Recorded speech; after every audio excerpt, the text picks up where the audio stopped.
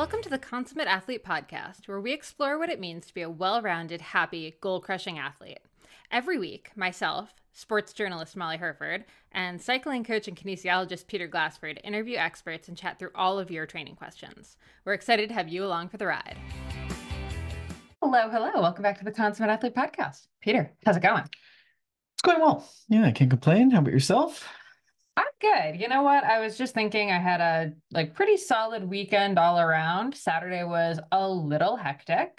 Covered Paris-Roubaix Femmes avec Zwift for bicycling, so that was super fun. I was shrieking at the computer watching the final sprint. Just absolutely next level. If you haven't seen the race, just go even just watch the final, just watch the sprint. It's so good. Just so fun watching these just incredible riders. Like, you couldn't have picked a better lead group of riders to come into that velodrome. Just, oh my gosh, goosebumps. You said they were all world champions of something. Yeah, the announcer was like, we have 3 world champions, 2 track world champions, 1 time trial world champion, and they're all, just gearing up for this final sprint. And it was just unreal, honestly. So that was super fun. Then right after that, I went into a 20-mile run. So that was a bit of a kick in the pants because the women's race didn't finish till like 11:45. So that was a little late for my long run, and then came home to ripping up some carpet in the house and an unpleasant tile surprise underneath. So that's making our week a little Sure. hectic, but Yeah. that's life. Yeah, that's renovations. There you go. Yeah. So I'm on a no project ban, which I think will actually, or a project ban, not a no project ban, to be clear. No more Right. projects. No more projects allowed, which actually fits really nicely into what we're talking about today, which is we are now getting into not quite the home stretch ahead of Leadville, but we are getting into that like 3-4 months before my I don't even want to call it my A race. This is like my A plus Okay. plus race. This is the race that 6 years ago at the Ellen's cyclocross quest that we were coaching at, when we went around and set our goals for.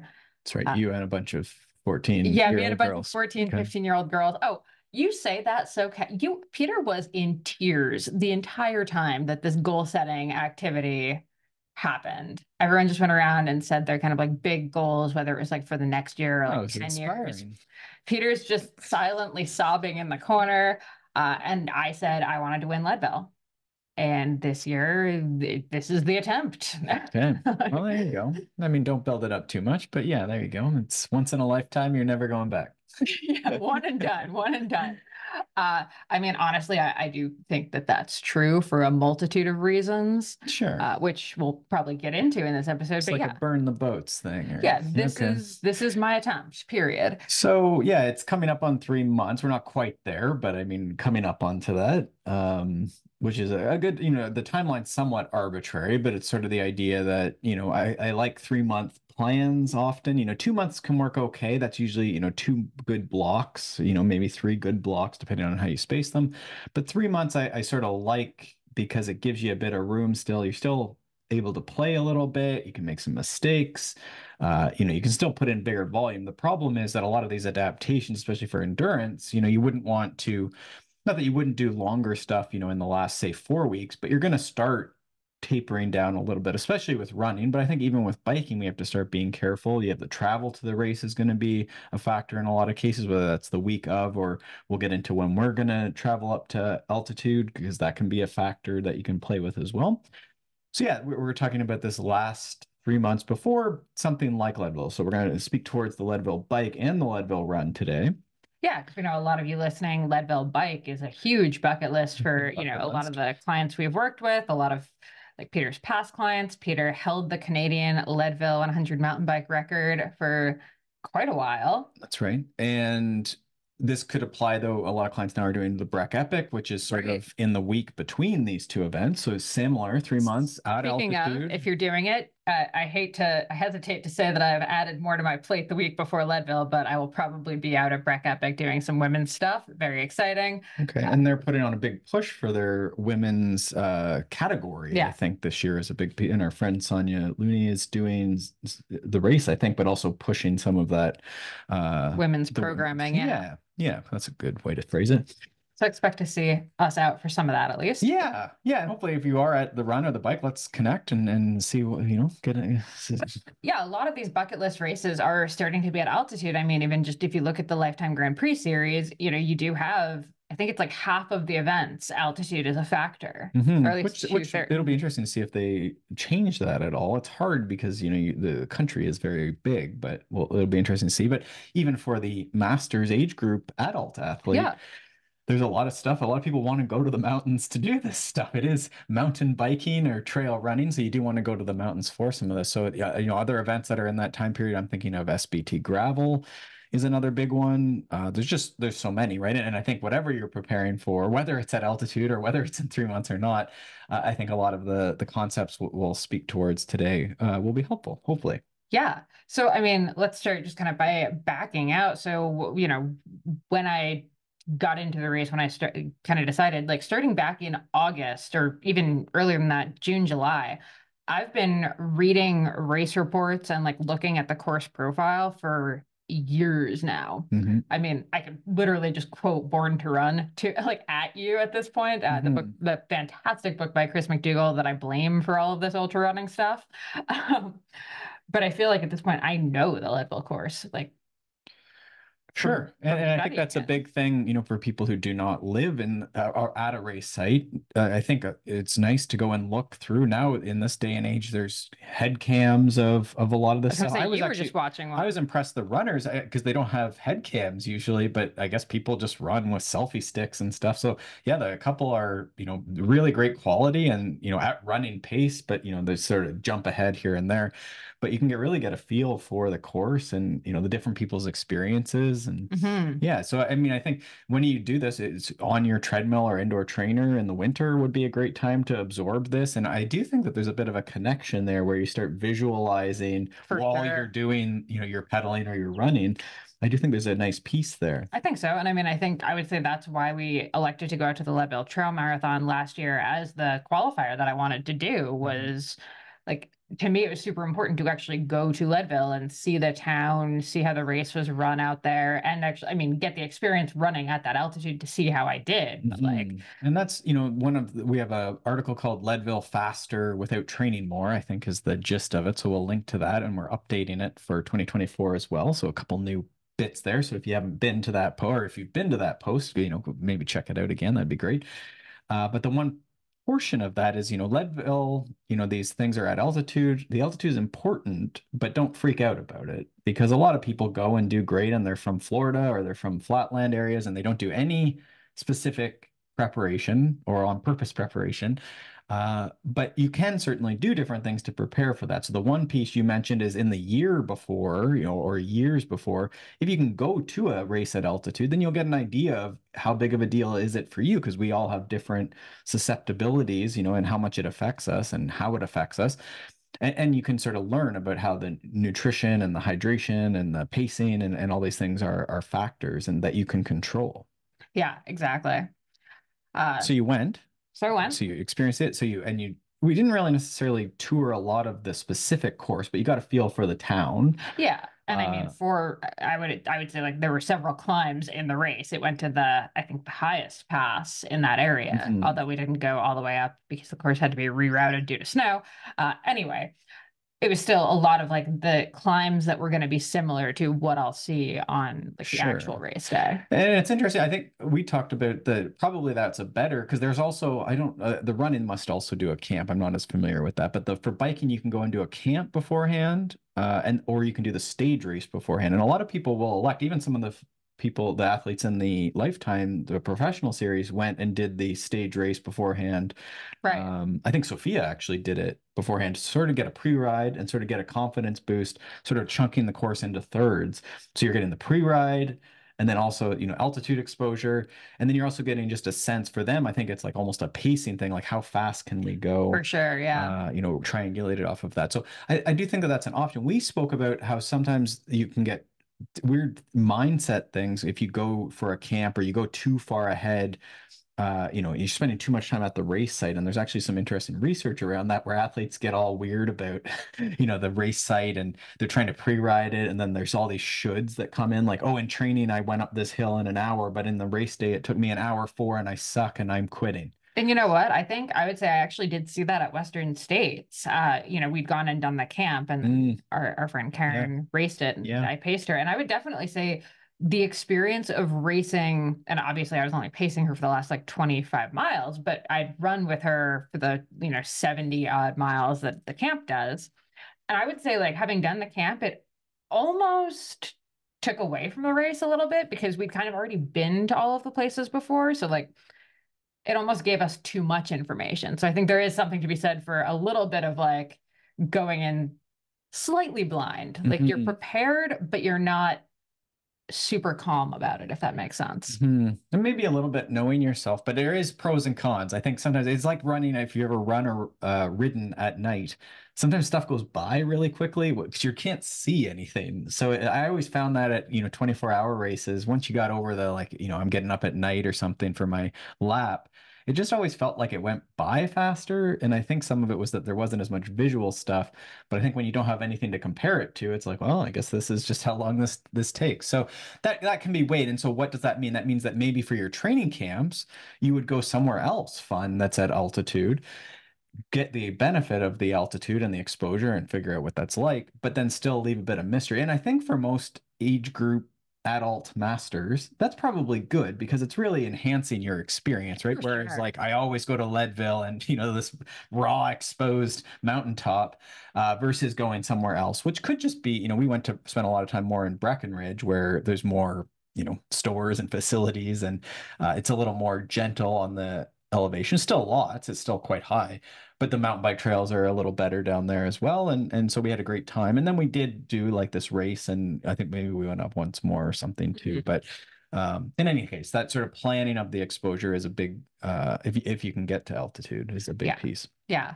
Well, and so we didn't go to altitude. It's difficult to do altitude in the US in the winter, obviously, because most places that have altitude are very Well, if snowy. you're going to limit yourself to your sport to running or biking, it probably would. So other people might go and do backcountry skiing For for sure. for months in at a hut or something. Yeah, and that could be great too. Yeah. Yeah, I mean, I guess if altitude is your thing, but I also need miles on running. Well, So there yeah. is that. Yeah. Um, so anyway, we did not obviously go to altitude this winter, but what we did do though is we prioritized, we went to Florida for a little bit for some flat and some warm just from like a weather standpoint with the van, but then we actually did go back to Brevard and stayed closer to where there was like a very hilly route for me to just kind of do. Hmm. So even on my yeah, it's easy to go run trails and climbs and stuff on weekends when you have time. But we tried to pick a place where during the week I could do all of my runs would have a That's lot of great. climbing. Yeah, and that's so again, this is why the altitude's important. It gets a lot of talking about it. But there's 1,500 feet of climbing in But that the race big too. rocks are always, are you sleeping pretty well? Are you eating pretty well? Are you healthy? Have you been training consistently? And then I think the terrain is one that often gets missed. And sometimes the terrain piece can be, I live in a flat area and there aren't mountains. So that's not as changeable. You live where you live. But sometimes people will sign up for races with the best intentions, but then it's actually more of like a dispositional thing. They could ride gravel or they could ride mountain bike or they could ride hills, but they actually really like going on their like 5 group rides a week on their road bike on a, and it's in a city on a flat route. And it's nothing, there's no shade to it, but sometimes there is this like you signed up for this race and ideally the race would be pulling you in a direction you want to be pulled.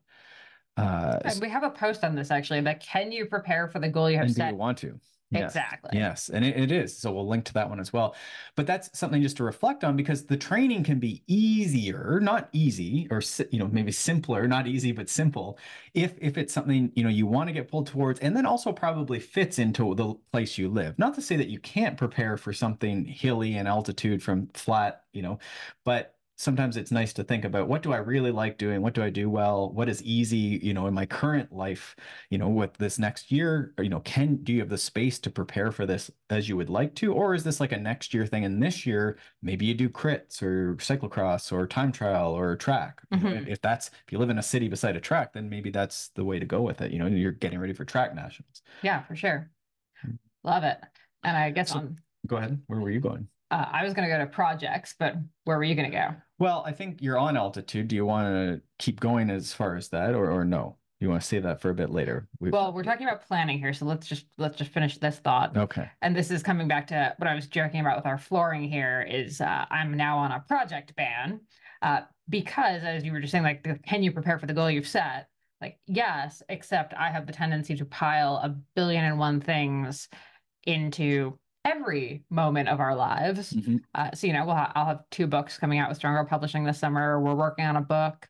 Um, we have a big website revamp coming next month. Our house is torn up at the moment because we're doing our floors. Mhm. There's just like a lot of stuff going on. And honestly, I was just writing about this in my journal this morning. My goal, and I realize I say it every month, is by the end of this month, I really do want to have most of these like big rock projects sort of just like squared away so that the next few months they're going to still be busy. Like obviously we still have work, I still have like travel and projects and stuff, but like no more extraneous or like extra projects, definitely no more house projects Mhm. till after Leadville. And planning is one of the ways we really try and help the athletes we work with because that it is busy life, right? Like I think as an adult, most of the people we work with are, they're professionals, they're parents, they're medical people, they're, all these things. So their lives are busy. We're not probably getting rid of a lot of these things. You're going to keep writing books. There's no way Yeah. around it. But what we're trying to do is plan that key race so that there's a nice run. And we talked about 3 months, at least give me 6 weeks where it's not a family vacation. We talked a lot about the family vacation and its timing, try and not put it right before that thing where it's interrupting that consistency, right? There's nothing fancy has to happen in the last 4 weeks, but I probably wouldn't stop training for, 2 weeks to go, drink a bunch of alcohol on a beach. Save that for post race. For sure, there's probably other times in the year where it would be okay. Outside of that 12 weeks, you could take a week or two off to go on vacation. I'm just that last bit, ideally, we would keep that, because there's all these adaptations that you're trying to keep. Notable is the, blood plasma volume and red blood cells and these things that are related to altitude, even regardless of if you're at altitude, you probably wouldn't want to give those up. So the planning is a big way we can actually have success as busy athletes aside, what's the title of this post? We're talking Leadville faster without pedaling more, or without training more or something.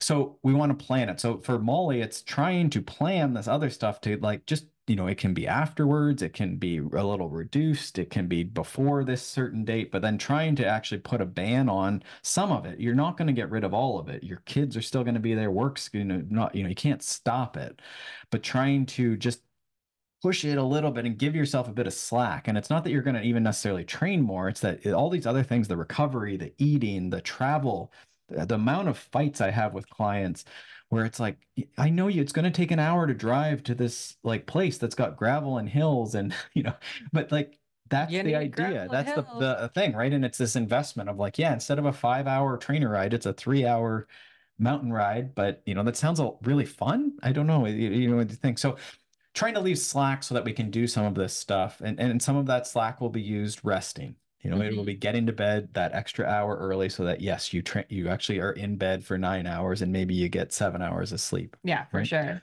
So that's the idea is trying to leave the space. Yeah. Well, I mean, it's funny. I just actually had to get a new compressor for our compression boots because ours finally bit the dust after 5 years. Shout out to Hyper Ice. They were lovely about, reasonable replacement, even though it Mhm. was 5 years old. Not sponsored at all, but just wanted to put that out there. But honestly, since we got it, I've managed to use them all of once because we've had so much Yeah, I've stuff actually going got more on. and I don't even believe in them. I love them, and I have not gotten to spend time in them because we've been kind of in like flux with some house stuff. So yeah, this is just like it sounds silly, but having stuff happening in our small house makes it harder to, spend the hour in the compression boots because Well, now and the our space thing, is as all much as I jacked up. don't believe in them, they are a nice way. And what I'm trying to do in the evening is when we're watching TV, it's easy to have the phone out and the TV on. And so I'm trying to, with medium success, I'm not going to say I'm doing great with this, but to put those on and then put my phone, on the charger in another part of the house so that I have to just watch the TV and lay on the ground and get, that hour of relaxation, Yeah. call it recovery, or maybe the compression is doing something magical. I don't know. So I think that's what you're leaving Slack for, is that you can do without your phone for 45 minutes. You don't have to be putting out fires or, Hmm. checking on whatever, find your own thing. But that's the thing, is like, yeah, instead of scraping the floor, I can lay and recover and then, be more mentally or physically ready the next day Yeah. to do the training again. Yeah. Well, honestly, I thought the boots were super helpful. It's funny, I was using them a couple weeks ago because my knee was a little bit funky and they were super helpful with that. I think there was just like a lot of inflammation and it really helped kind of dial that down. And it's funny that when I have any kind of injury, I am suddenly I suddenly have all the time in the world for the boots and the Mm. appointment with the physio and all this stuff. But like when things are status quo, suddenly Well, no there's a, time. there's a saying to that effect that, if you don't have time for it now, your body will make the time later or Hmm. something like that. Yeah. Suddenly you can drive to physio, but you couldn't roll your knee for Yeah, 5 minutes exactly. or So whatever it is you're supposed to do. need to keep that in mind. Okay. So yeah, I think that pretty much So covers planning for success, yeah. leaving some slack in those first, those 2 to 3 months beforehand as best you can. Yeah. And I mean, let's talk. We got an altitude tent. So I laugh about this because you had one back when you were racing Leadville, like way before we met.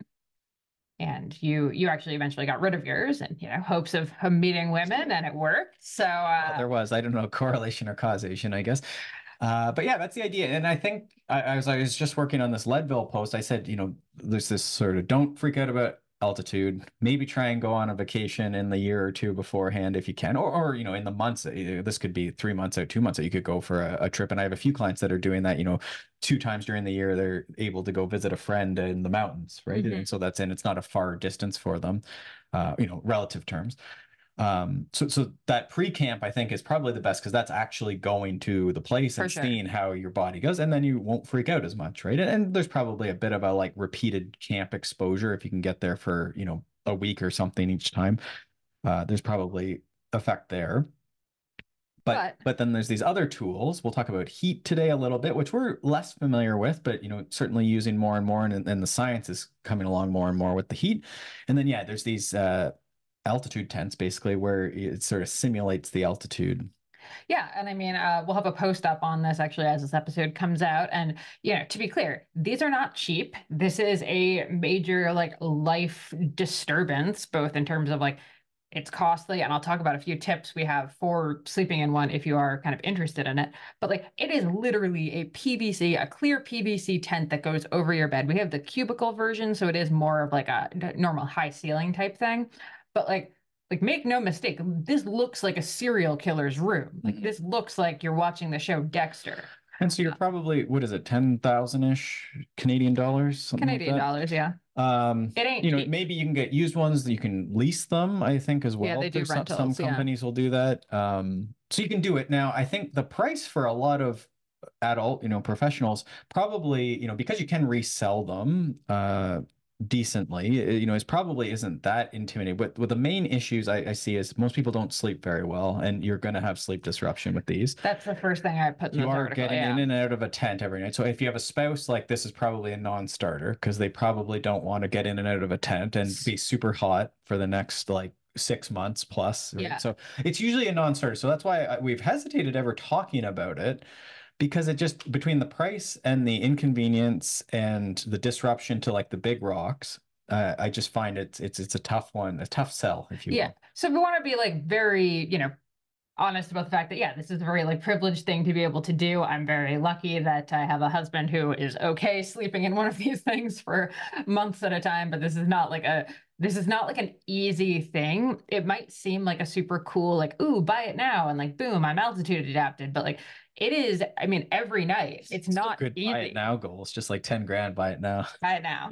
Uh, well, we talk about this all the time. Like, are you buying gear or are you buying time? Like, Yeah, is this thing actually worth it? And we always say like a lot of these modalities, or whether you're talking about the massage gun or the compression boots or the altitude tents or whatever, you get them and then you don't actually use them mm, because they're not always easy or convenient to use. They're like just kind of a fun big rock to move by purchasing it, but sure. that is not the actual like you have to actually use it for it to work. So that said, honestly, the tent works. Like there's no two ways about it. We use the pulse oximeter. Like it's certainly taking the air out of the oxygen out of the. Well, I don't know. It's hard to say that it like the gains are like definite, but for sure it drops your pulse ox. No, I Yeah, did actually talk. So I'll preface this. I talked to accidentally an altitude expert the other day, or interviewing her for another article, but it turns out her PhD is actually in altitude adaptations, specifically with using tents like this. sure. Because you Uh, said in Australia they use them a lot. yeah, in Yeah, Australia because they they actually don't have have altitude. they Yeah. actually have like a house that's been altitude-id, Right. whatever you want to call it. Which is the more deluxe option. You can make whole rooms That's true. into, Yeah. yeah, If you have an unlimited budget and a spouse that's like tolerant of this, I would say like I would definitely have just gotten our whole room done if we had that kind of like yeah, money, but we don't. That's ridiculous. Maybe someday. Anyway, where was I going with that? Oh, so she was saying they do work. Like they help for altitude, period. Like it's just been right. it's been shown. However, she does say so the a lot of the brands now have like head like bubbles basically that you can sleep in if you have a spouse that doesn't want to sleep in it Yeah. but you still want to use it. She's not a fan of those. Okay. She says like she doesn't really think they work and the disturbance they like the sleep disturbance from having your head in a bubble is not worth the altitude Sure. gains. Sure. Yeah, it's like a covered hood or something. Yeah. Yeah. Yeah. Which maybe, would be nice if you're traveling or something. But the problem is the But then you're generator. gonna bring the generator. Generator is massive and pretty loud too. So that would be another consideration is, where this generator is going to go. So we're trying to like not sell it, but sell it, I guess. I don't know what's going on here, but Well, I think it is an option. It is an option. I have seen people use it. So it's more on the elite athlete side of things a lot of times, but there are elite masters out there as well who might use it. And there are other things you can do with it. You can train, with it as well, by wearing a mask Mhm. as you train. And so you just breathe the simulated oxygen. There's one other thing too. Oh, you can sort of sit on the couch with it. We don't do this. I used to do this, but you can, some of them will have a high altitude adapter and you can sort of sit with simulated altitude while you type on your computer or something, which might be an option for, but again, you are now Well, sitting with a mask all day. yeah, it's anything. We could be doing that with the mask all day. I don't. We Sure. sleep in it. That's it. So that's an option. I think we're posting about this. We're going to do a separate post on the altitude tent as well, just because that question does come up. And so you want to be, pros and cons, but a lot of people don't think about the noise and the heat. Like it can get quite warm. And what are the 3 key months going into this are going to be very warm in a lot of places, even with your air conditioning. Like it's still like you're in a tent that's sealed, so it gets quite humid. Yeah. So you, So you said your one again, tip yeah, you wanted to drop? over on the blog, I have like kind of a few tips for sleeping in one, and most of them are about actually like the heat mitigation stuff, like making sure that you are airing it out. Like Peter's probably ready to murder me because we haven't been able to make the bed basically because you can't like you don't really want to like fold the sheets like the comforter over the sheets in the morning because it is damp. Like I'm not gonna lie, you really need to air the thing out every day. Otherwise, I'm pretty sure we're going to end up with a moldy mattress. Just the level of humidity in it from two people sleeping in that thing at night Okay. is Now high. you use there's like a fan as well. You can We got this the best like $35 USB fan. This thing like stays charged for 24 hours. It's insane. which It's is wild. yeah, which is great for camping, I think, and we use it in the van Yeah. as well. So it's a great speed. I mean, I think I actually use it right in the That's trainer, what I was and gonna I say. think if you got a couple of these, they really manipulate the direction, and they have a Hmm. clip, like a A really really good strong clip. Yeah. clamp. So I think for trainer riding, that's a nice one. Yeah. I would also say, I think that one of the best things we did, and I don't know if you just had known about this from when you had it, is we've designated where the zipper goes because all of the tent like sides have double zips. So you can kind of end up with the opening anywhere on the thing For when you get up at for when you night. get up in the middle of Yeah. the night. And Yeah. it's so annoying It's when good to it's have not in protocols place. for things for Yeah. sure. Yeah. You need your protocols. Um, Okay. Anything else on the altitude tent? um, really? Oh, actually, it's you got to go slow. And if you get one, like you have to gradually adapt it or like gradually boost it up. Do not turn it to 11 on night one. Right. Like it's not great sleeping. Like you adapt to it and you get better at sleeping. But the reality is every day when you wake up, you're coming back to, in our case, zero elevation. We're spending all day at sea level. So you kind of like come down and then every night you're going back up. So every night it's a noticeable thing. Like, and I admit, like, I get a little claustrophobic sometimes if I've gotten up to go pee or whatever and come back in and like, you're moving around. So your heart rate goes up just a tiny bit from resting because you've stood up Mm, and getting back in. Sometimes I'm like, right. it's hard to Yeah, and breathe. so that's athletes always want to do more, but again, the big rock is that you need to sleep. So there is this, protocol really that you'd follow, right? And so you want to not overdo it. It's like more is not better. And that's, even at a place like Leadville, they talk about most people are not able to train effectively. And then also your sleep is so disrupted when you sleep in Leadville, which is again, one of the things that we talk about is probably it's better to stay lower and drive up on race morning, even though I hate doing that.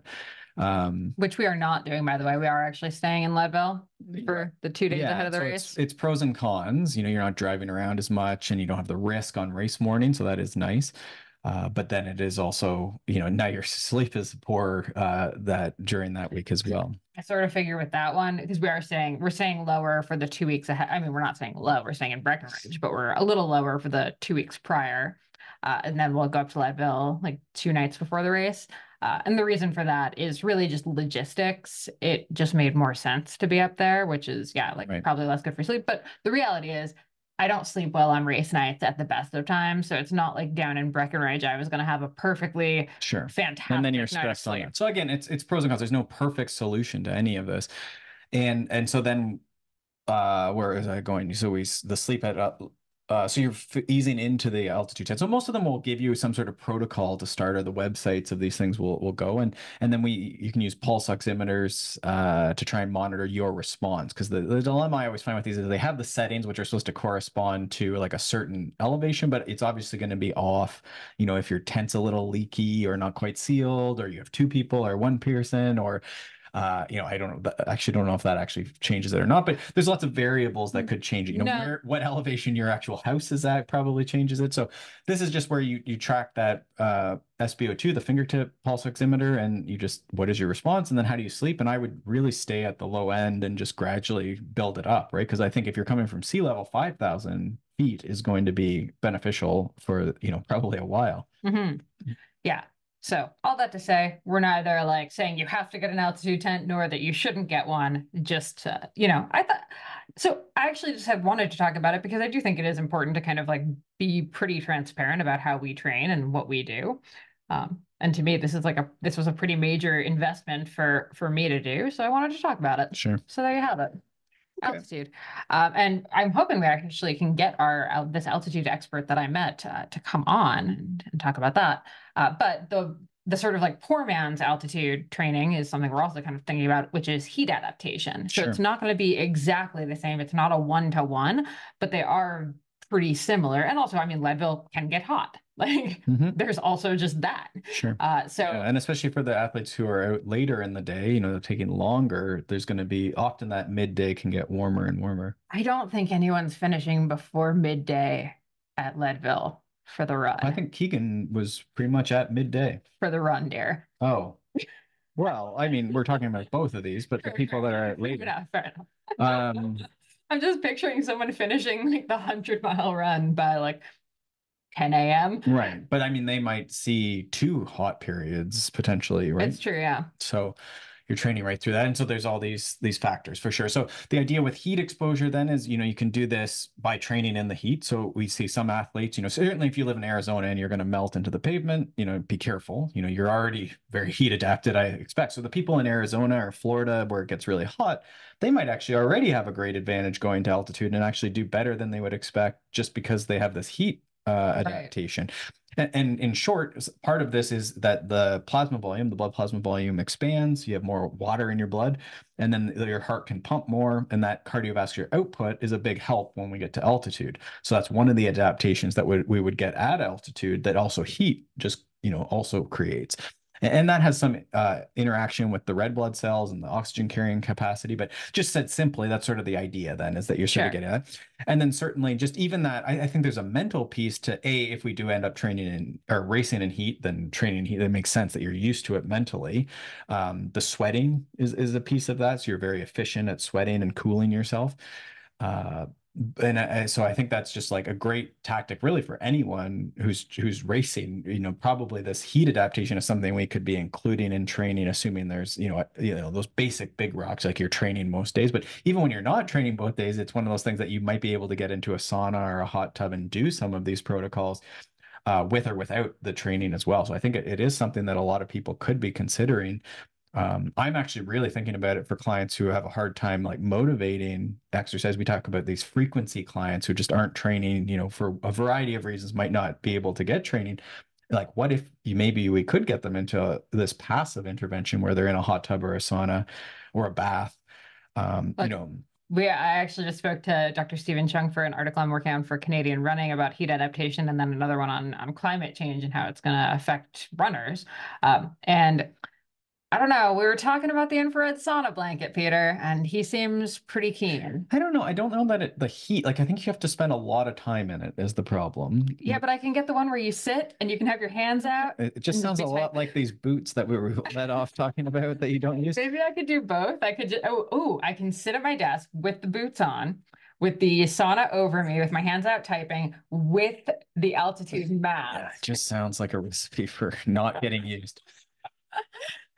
So the idea then, I don't know if we need to go super into this. So you can train in the heat. There's a little bit of evidence for overdressing if it's like, not a ton of heat. So this time of year, we're in spring right now. Maybe you could overdress a little bit sometimes. That's what I was gonna say. I've been kind of trying to play with that more often. I used to be like a very like the second it was above freezing, I would wear shorts. And Right. now I'm And that's like a very runner thing. It's it's a like very always on the limit of like freezing. yeah. So now I'm kind of trying to just shift to the exact opposite way of thinking where I'm just always a titch overdressed. Right. And you probably, with any of this, you still want to preserve the big rocks of you have intense days where you're performing very well. So you would be on the limit of what makes sense with dressing because you want to be cooled optimally, but not like restrained by clothing and not For not sure. miserable, not increasing the perceived exertion by being overhot.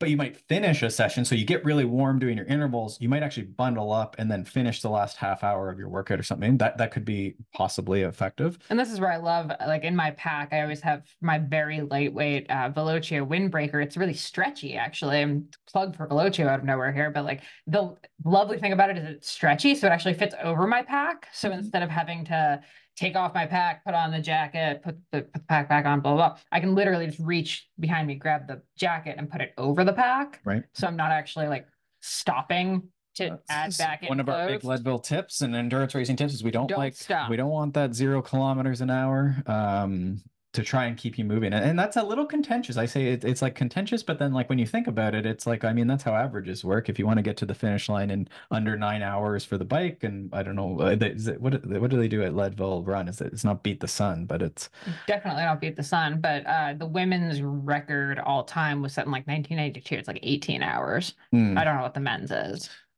So then it's, there's an average speed there, obviously, right? So I always and it's less, running, you can just sort of keep walking, but you could see people where they lay down on the ground or they sit in the chair. And I get it. For some people, that's part of the routine and you have to do, foot care or you have an injury.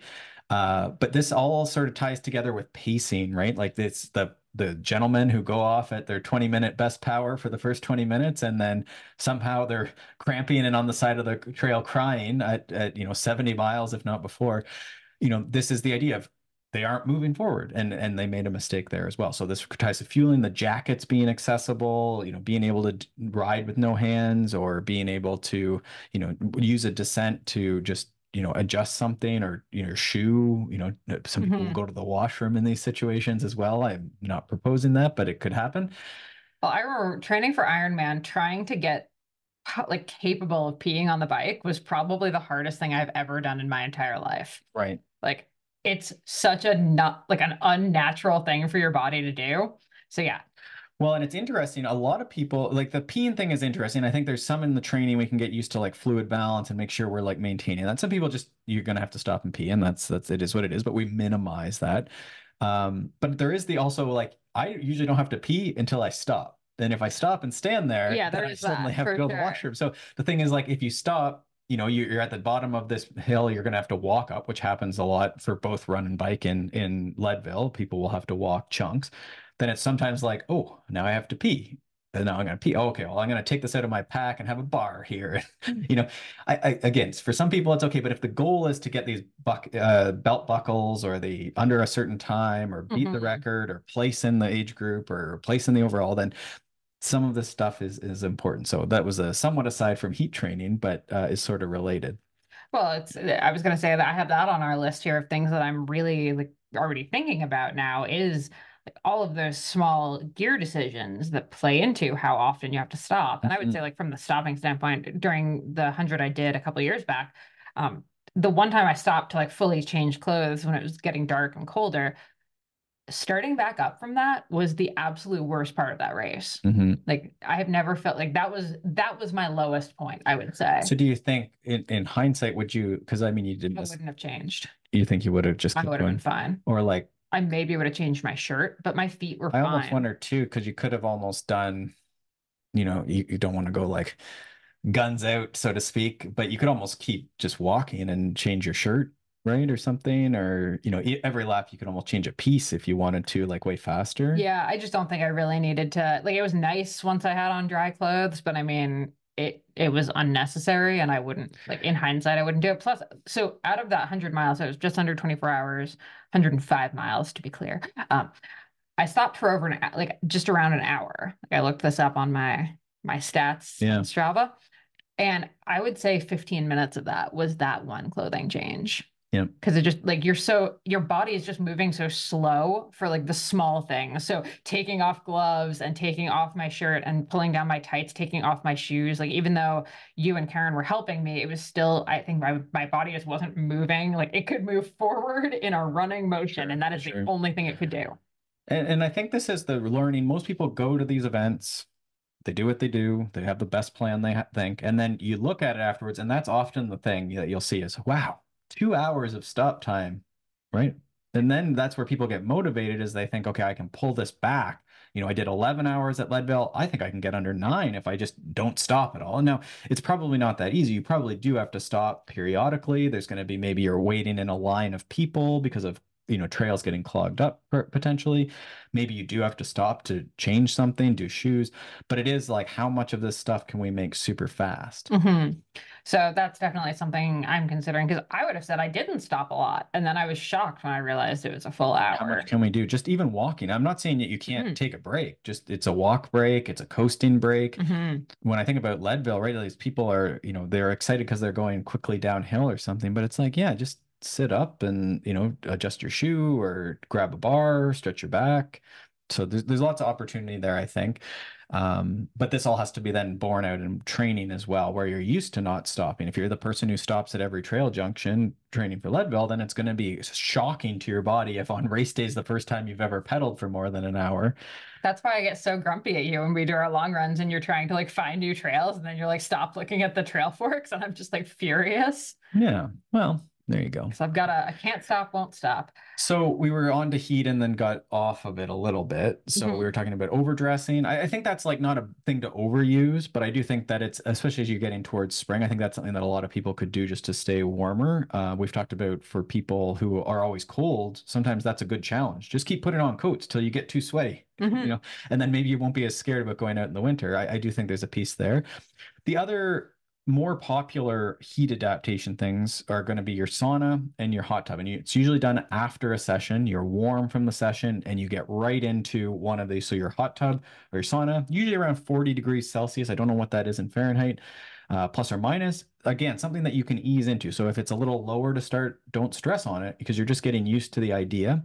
10, 20 minutes to start. You'll see protocols go up to 40 minutes in some cases. But when they're at that higher temperature for those two, like an actual sauna and then a hot tub, that's usually what you'll see. And then it seems like there's the hot bath is coming. And I'm trying to do this right now, but it's sort of, I don't know, it's just sort of weird coming home from a ride and not, suddenly you have to lay in the bath for an extended period of time. Sort of weird, but I think there's something to it. And the idea though is that this is not like a beer and you're like really having fun in the hot tub. The thing is it's pretty uncomfortable and you have this urge to get out. And then that has to be like similar to training or anything that's dangerous, like training where there's a downside, a risk of injury. You just need to be careful that you ease into it. So I think it's whenever that urge is like, whatever out of 10, you get out. And that was today. Okay, I made it at this temperature for this amount of time. Or just start super conservative. 8 minutes. Okay. Okay. I got out. I didn't get a rash. I didn't, have saddle sores. I didn't, I'm not burnt from head to toe. I'll do the exact same thing for 10 minutes, tomorrow. And that's the idea. So I think, again, for a lot of people, this is going to be too much time. They don't have enough time to train already. But for some people, this might actually fit in. Maybe they can, sit on a call or something and do it. I don't know. I don't know what your life is like. Or, you're close enough, your spouse can get out and the kids still have supervision. Technically, they can knock on the door if there's a fire. Maybe it works for you, right? And for me, in the winter, I'm actually thinking this is a great way to just do like an hour on the trainer and then maybe you do something like this for 20 or 30 minutes. And the motivation to ride is probably preserved and maybe this is pretty good. So I think that's a world that we'll see progress a lot as this heat adaptation piece. But I think most of us, it's just making sure you get out in the heat of the sun and get some exposure riding. But then these other ones, these passive post-training ones are great options. For sure. And then just Dr. Chung kind of pointed out to me the big trend right now is really the sauna ice bath, like contrast thing. So you go in the sauna, then you Trend jump in in the like ice. the fitness In like the Instagram. yeah. So the fitness wellness world, to be clear, his point is this is not a good trend, not if you're trying to do heat adaptation. So when you get out of the tub, you don't turn on the cold shower. Like the point is actually like more like a big part of the like positive adaptations come from your body having to naturally cool itself back down after. Right. It's like so to artificially cool it down by freezing cold shower, jumping in the cold plunge, whatever, you're actually kind of undoing a lot of that and not Well, taking we should advantage put of it. this on priority to have him on to just do For like a sure. good heat training episode. But what that sounds like to me is, so much of this is driven around the core temperature, which I don't like things like this as a coach. I don't like because all the research is like, well, you get your core temperature up to about 40 degrees Celsius. And it's like, well, how is any normal person going to measure this thing? It's like, well, you get an anal probe, just an anal probe, and then you're in your bathtub, the kids are outside the door, and you've got an anal probe. And it's like, okay, I mean, hey, who did this for research? some people that's a fun Friday night. I don't Yes, know. I guess. So I don't really know what you do with that. They say, the temperature of the water and then the time, you're sort of assuming that, and then the sensations like that urge to get out, and then there's a balance there because a lot of endurance athletes are a little intense. So, they certainly you've just cooked yourself. It's a little dangerous, right? So this is where I go back to like maybe we just ride our bike and sleep well and eat well and we'll be okay. But I think there's probably a piece there as well. Mm-hmm. Oh, and then our last heat/altitude PSA, hydration, so important for both of these things. Sure. Both of them will dehydrate you faster. So you do really need to prioritize hydration, not just in exercise, but just throughout the day. Blah, blah, blah. Sure. And I guess that's where I was going is as you come out of the hot tub, like your core temperature will still be raised for a period after you get out of the tub or the sauna or whatever you're getting out of. So I guess that's the other thought there is like, why would you cool yourself instantly if you could get another 5 minutes Well, that's of it. elevated core temperature, which then the idea is that that's driving the adaptations is your body saying, oh, I'm really hot for 40 minutes a day or something. So Yeah. interesting. Okay. So yeah, there's that. And then I mean, really just like last little tiny things I'm working on is just kind of figuring out like what shoes I'm gonna wear, exactly what our crew plan is. And that's a bit like that's a huge one for Leadville, whether you're biking or Sure. running. Just all these aid station There's planning, the people who are supporting you. It's a big undertaking. It's not what any of us will probably want to do, but it is nice. it Yeah. is a And it's related to logistical that stop time, right? yeah, it's a logistical nightmare. I'm not gonna lie. So figuring that out early, super important. And then yeah, the other thing I've done now a couple times is night running, which I absolutely hate. It is the worst thing in the entire universe, but I am trying to make myself get into that more I often. think you guys are doing it in a very odd way, but I think if you thought of it as like Friday nights, you go for a run and it goes into the dark.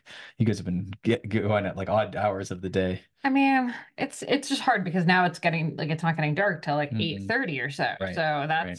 that is past my bedtime. So it is like like we said, it's sort of the balance of like, are you giving up sleep for this? Because now I get home from a run and it's not just that I finished the run at 10, it's that I have to shower and now I have to kind of just like calm my system down. Sure. That makes sense. So it is, there's just a lot of moving pieces that I'm working through, but yeah, working away at it.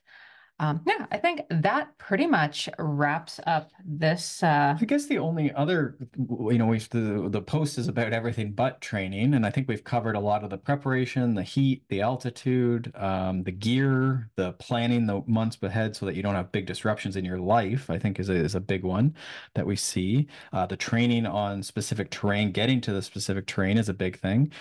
The other piece in the post I think that we talk about is sort of like the mechanical technical skill. Right. And so for runners, this is, the time spent running downhill and climbing is I think probably important. downhill always gets kind of missed, but Leadville, like the big thing about it is, so the 100 I did a couple years ago had the same elevation as Leadville, almost to the Elevation meter, gain. elevation gain, Yeah. but it was so rolling. There was never like the longest sustained climb was only a few minutes. Mhm. Leadville, the big thing about it is that it is a couple of massive climbs, Right. but that also means a couple of massive descents. So like even forgetting the climb, I think the descent is going to be the hardest bit on the body Definitely for sure. destroys. Yeah, yeah. And so that's where the training specificity is important, right? You might go there stressed about altitude and climbing, and then realize that you can't walk after 50 miles because you've just run down, 2,000 meters, 6,000 feet of fire road descents. And that would be, unfortunate, right? And then it's like, well, damn, you could have probably done some sort of armoring for that, whether that's, again, going to specific terrain or up and down repeats in a city, or strength training is going to help with that. Jumps are probably going to help. Like if you had to go, not do the actual thing, you had to prepare some other way. Yeah, that's a great one. So that's, sort of related to the technical skill of similar with mountain bikers. If you've never gone down a screaming fast descent that has shale rock all over it, or baby head rocks or washouts, this is where a lot of masters end up. They're trained so hard in their basement for Leadville, and then they end up breaking their collarbone or something, right? Right. Coming down power line. That's sort of the big crash point, is that power line descent. Um, yeah, yeah. So that's and then mechanical for running, I guess, is less. The shoe that you're going to use is the big mechanical thing for. Well, packs too, though, because I mean, if you're not kind of dialed in on your pack, the chafing that you can end up with, like, Yeah, I guess that's it. Mechanical, yeah, like and how you're going to carry your fuel. You're using hand bottles or using packs. What are you using? And that's a bit of preference, I think. But you also want to. It seems like you want to look at what people are using in these races when they're winning as well. I'm the only weirdo at this point that uses a hydration pack and not the two bottles, but I just hate the bottles so I'm not much. sure. I mean, that would be a great thing for your coach David to weigh in on too, because I don't know. It's like the speeds are so high in some of these, like especially under 50K. But I'd be interested in more of the 100 milers. But I don't know if it's just so that they can carry less water and fill up at aid stations or something. Is I the just find game? them so uncomfortable. I think this is one of those like these packs were designed for men. Like if you actually think about for women, what it is asking of you to do, it is asking you to jam two straight things that are going to sit like straight right up against your boobs. Like, Mhm. how is that comfortable for anyone? Mm. It just boggles my Hard mind. to say. So there you go. Some mechanical stuff there. The technical stuff certainly is a piece, even though these races aren't the most technical. They aren't the most, I don't know. I guess, you wouldn't expect to have huge mechanical issues here, right? You Versus, knock on wood right now. well, in a bike thing, right? There's more technical, like rocky areas where people flat all the time. But Right. yeah, to your point about mechanicals, yeah. So if you're doing the bike, it's really thinking about like what do you need to have with you to prevent flats? What do you need to have in your aid station bags in case you've already flatted? Like, you have extra stuff.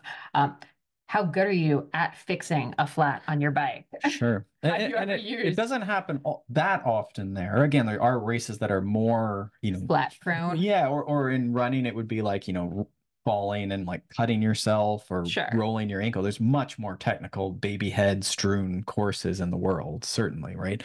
But this is a factor that you're going to have to deal with. And we're just trying to minimize the downside where like you go to Leadville and then you don't finish because you crashed or because your shoe ripped in half or your tire ripped off the thing. Or I've heard of pedals that were worn out, right? And it's like, well, as a master, and if you're willing to throw money at stuff, then it's like just make sure your bike's been serviced and really checked as far as pedals, not being worn out from 5 years of using the same pedal without any service. That's funny. The pedal always comes to mind, but then, hubs would be another one where people have just worn their bikes, they've just done huge miles. And so if you're looking to, you can't train more, but it's like your bike could go to the bike shop and just get fully overhauled in, probably 1 to 2 months out. Don't do this in like the week before because they're going to realize that your frame's cracked and you're going to have to get a whole new bike. But trying to use that rest week period, which, in the Leadville plan, what we have for the bike, it tries to remind you, 2 months out, 1 month out, like no new changes to the bike, like, just try and get it serviced and keep it cool here for this last 4 weeks, which is the other thing I think with those last 4 weeks being, not the most, biggest or extreme or new is just trying to keep you healthy. Now that you've put it all the hay is in the barn, we're trying to get you to the race. Yeah. Yeah. So that's the idea there. Yeah. Cool. So we'll put the post, there's a couple links here. We'll have the link to the Leadville Faster post. We'll link to the Leadville training plan as well. We'll link to the Can You Prepare for the Goal That You've Set post as well. We'll put those all in the show notes. Perfect. And then I guess we'll put some of the altitude stuff as well. Yeah. Yeah. Perfect. All right. Well, as always, thanks so much for tuning in. Hit us up with questions, comments, etc. over at consummateathlete.com or at consummateathlete on Instagram. And we will see you next week. Thanks so much for tuning in to the Consummate Athlete podcast. If you want to hear more training, racing, and endurance sport advice, make sure you subscribe to the podcast and leave us a rating and review. You can also subscribe to our newsletter at consummateathlete.com for a weekly dose of inspiration and advice straight to your inbox.